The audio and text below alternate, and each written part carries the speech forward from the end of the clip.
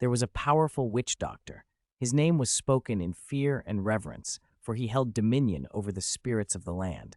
He was not a man of many words, but his presence alone was enough to silence the bravest of warriors.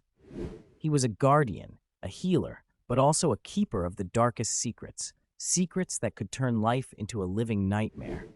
The village where he resided was known for its peace and prosperity. The fields were always green, the rivers flowed with clear, sparkling water, and the people lived in harmony. But beneath this surface of tranquility, there was a tension, a fear that was never spoken aloud. The witch doctor had warned them many times, never cross the line, never disturb the balance, for the spirits are always watching, always waiting. One fateful day, a group of young men, emboldened by their youth and arrogance, decided to challenge the old ways. They mocked the witch doctor, laughing at his rituals and the power he claimed to wield. They entered the sacred forest, a place where no living soul was allowed without the witch doctor's blessing. They tore down the sacred totems, desecrated the ancient shrines, and boasted of their victory over the old man's foolish superstitions.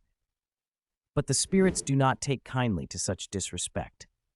The air grew cold, and a heavy silence fell over the village. The sun seemed to set too quickly that day, as if it were fleeing from the darkness that was about to descend. The witch doctor, his heart heavy with the knowledge of what was to come, retreated to his hut. There, he began a ritual unlike any other he had performed. It was not a ritual of healing, but of vengeance, a curse so powerful that even the spirits trembled at the words he spoke. The night was darker than any the villagers had ever seen. The wind howled through the trees, carrying with it the cries of the spirits. The ground trembled as the curse took hold. And then, as the first light of dawn should have touched the earth, the village was instead greeted by something far more sinister. The dead began to rise. These were not the spirits of ancestors come to offer guidance. No, these were the walking dead, bodies twisted and broken, eyes filled with a hunger that could never be sated. They roamed the village, their presence a living nightmare. The villagers who had once known peace and prosperity now lived in constant fear. No one could sleep, for the dead did not rest. No one could escape, for the curse had bound them all to this fate. Days turned into weeks, and the village was in ruins.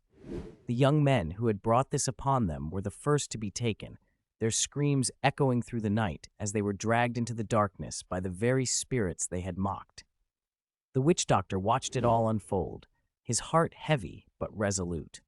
He knew that the curse would not be lifted until the balance was restored. The villagers pleaded with him, begged him to undo what he had done. But the witch doctor knew that this was a lesson that had to be learned. They had forgotten the old ways, forgotten the respect owed to the spirits, and now they were paying the price. Yet, in the deepest recesses of his heart, he also knew that there was still a way to end this nightmare. The witch doctor called upon the spirits once more, this time not to curse, but to cleanse. He knew that the cost would be great, but it was a price he was willing to pay. The ritual was long and grueling, with the spirits resisting every step of the way. But the witch doctor was relentless. As the ritual reached its climax, the earth shook violently, and the sky turned blood red. And then, just as suddenly as it had begun, the nightmare ended. The dead fell to the ground, lifeless once more. The curse was lifted, but the village was left in ruins, its people broken and scarred by the horrors they had witnessed. The witch doctor, now a shadow of the man he once was, knew that he could not stay. The villagers could not look at him without seeing the terror he had unleashed. Before he left, he gathered the villagers one last time. He spoke to them of the old ways, of the balance that must be maintained, and of the respect that must always be shown to the spirits.